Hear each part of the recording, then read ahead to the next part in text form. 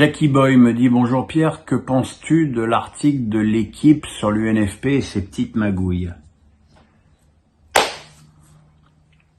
Je pense que le vrai problème dans cette histoire, c'est les investissements qui ont été proposés aux joueurs et qui se sont avérés catastrophiques.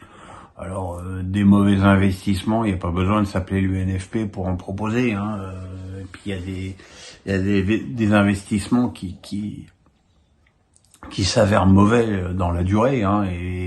Et voilà, là, je crois que c'était des chambres médicalisées. Et effectivement, ça n'a pas fonctionné. Après, il y a aussi ces droits d'image, ce contrat avec Panini qui a l'air quand même extrêmement nébuleux. Voilà. Maintenant, la vraie question, c'est, moi, j'ai jamais trop compris à quoi servait l'UNFP à part faire des communiqués, plus ou moins ronflants dans certaines situations. Philippe Pia est droit dans ses bottes, c'est dans ses habitudes. Maintenant, il faudra quand même qu'il y ait des choses qui soient éclaircies dans ce dossier. Anatole du 49 me dit « Penses-tu que l'influence de Jorge Mendes dans le mercato parisien fragilise ou renforce Luis Campos qui a raté les siens ?» Je pense que parmi les joueurs et l'entraîneur qui peut signer avec au PSG, il y a quand même pas que des tocards et que c'est quand même bien la première fois qu'on regarde quel est l'agent. Peu importe l'identité de l'agent, ce qui compte, c'est de prendre des bons joueurs. Le reste, c'est quand même un peu de la parano, quoi. Alors, Anatole du 49, toujours. Bonjour Pierre, est-il trop tôt pour avoir des pronostics en vue du prochain Wimbledon masculin et féminin?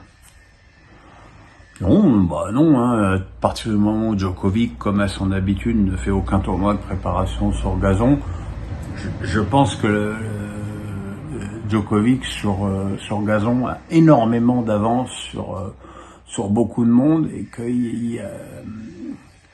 pour moi, il y a qu'un très très gros serveur type Kyrgios qui est forfait cette semaine ou Raonic qui revient d'une longue absence qui puisse à la rigueur peut-être le piéger, mais voilà, non, pour l'heure, Djokovic me semble avoir beaucoup d'avance sur ses autres adversaires.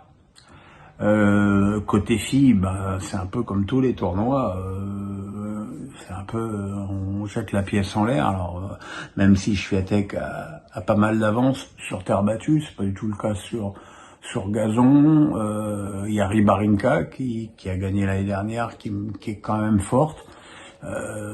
J'ose espérer dans un petit coin de ma tête que le gazon permettra au jeu de Caroline Garcia de mieux s'exprimer, parce que pour moi, le choix tactique qu'elle a fait de maintenant de miser tout sur l'attaque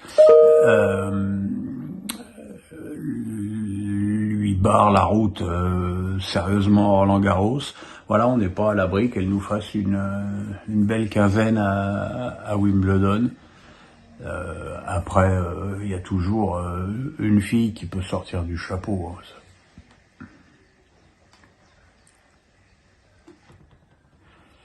Guillaume Maljean me dit « Il y a quelque temps, tu as écrit entre autres Deuxième mi-temps. As-tu des projets d'écriture d'autres livres ?» J'attends la fin de mes histoires. Et voilà, et si tout se termine bien comme je le pense, et évidemment je l'espère, je ferai certainement un livre sur tout ça, pour raconter comment on peut briser la carrière et la vie d'un homme au point de s'attaquer à sa santé pour rien, pour des élucubrations, des mensonges, des extrapolations, voilà. Et comment aussi tout le monde m'a laissé tomber. Euh, Ce sera pas un livre revanchard, ce sera plus un livre ni d'aigreur, ce sera un livre sur la souffrance que je vis depuis 2 ans, mais je peux vous dire que depuis maintenant bientôt 2 mois que je suis à La Baule, je revis, je suis au paradis et maintenant je suis un peu loin de tout ça et ça me fait un bien fou.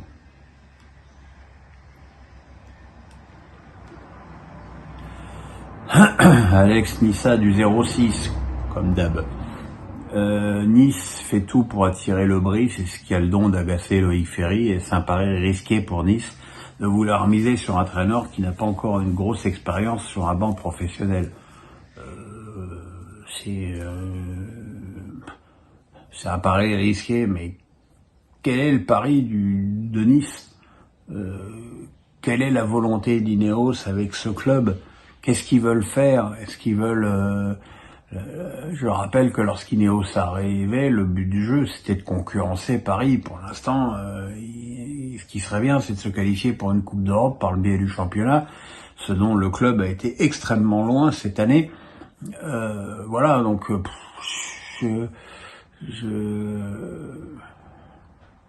Pourtant, Ineos, ils ont des sous, ils ont tellement de sous qu'ils sont candidats au rachat de Manchester United. Donc, en même temps, pour moi, prendre le Brice, ce serait pas un gage d'ambition immédiate, mais plutôt de construction dans le temps. C'est une forme de croisée des chemins aussi. El Padre me dit: que pensez-vous de l'arrivée de Jean-Marc Furlan sur le banc de Caen? Peut-il faire mieux que Stéphane Moulin? Stéphane Moulin n'a pas fait des merveilles sur le banc de Caen, même si évidemment le pauvre, avec le décès de son épouse, il n'a pas forcément eu des préoccupations de jeu très importantes. Mais enfin, on sait comment Stéphane Moulin fonctionne, on l'a vu pendant des années à Angers. C'est plutôt un entraîneur pragmatique, pour pas dire défensif. On sait que Jean-Marc Furlan pratique un football plus chatoyant, qui est extrêmement efficace en Ligue 2. Maintenant, voilà, faut voir ce que ça va donner, mais bon, j'adore Jean-Marc, c'est vraiment un mec qui est, quand il parle de foot, on dirait un prêtre. Il a les yeux fermés, il a la foi, et il aime ça, et c'est toujours un grand plaisir d'échanger avec lui.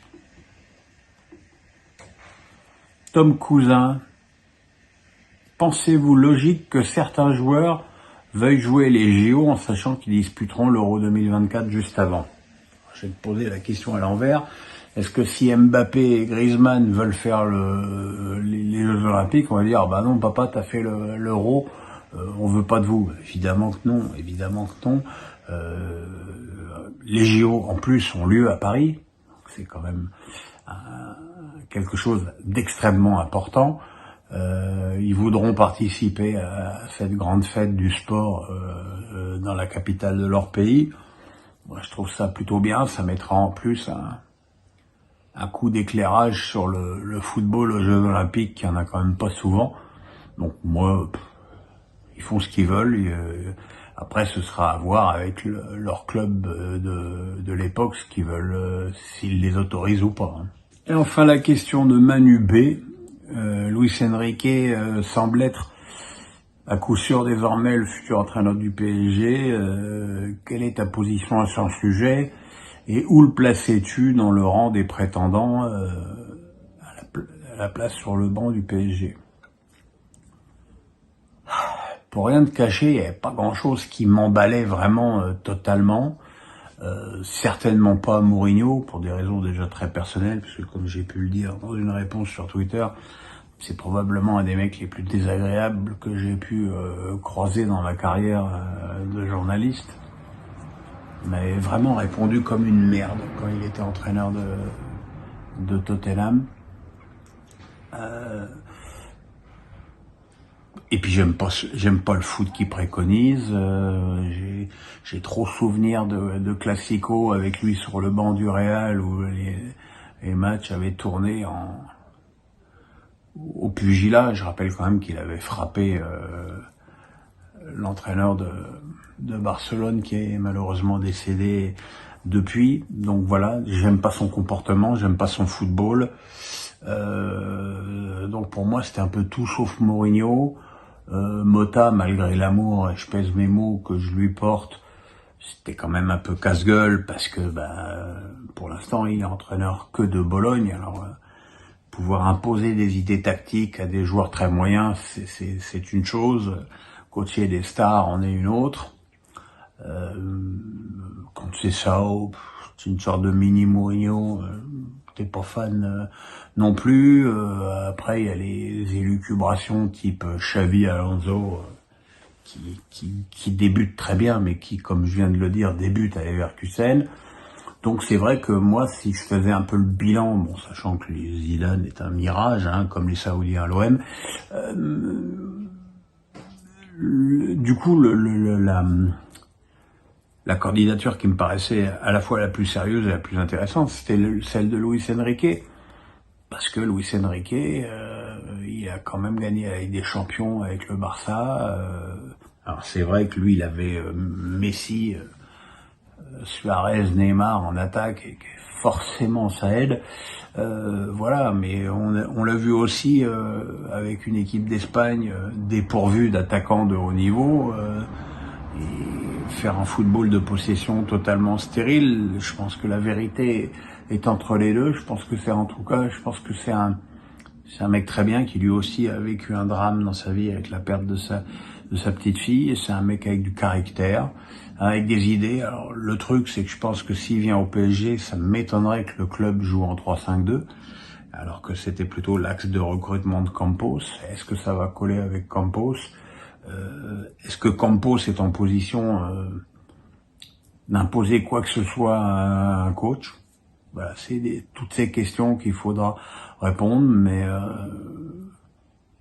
moi, Luis Enrique, ça me plaît plutôt. Voilà, on met le petit pouce, on s'abonne, et puis on se retrouve lundi prochain pour un nouveau Face à Pierrot, sauf évidemment annonce incroyable qui m'amènerait de nouveau devant vous pour faire une vidéo inoubliable. Vive la France!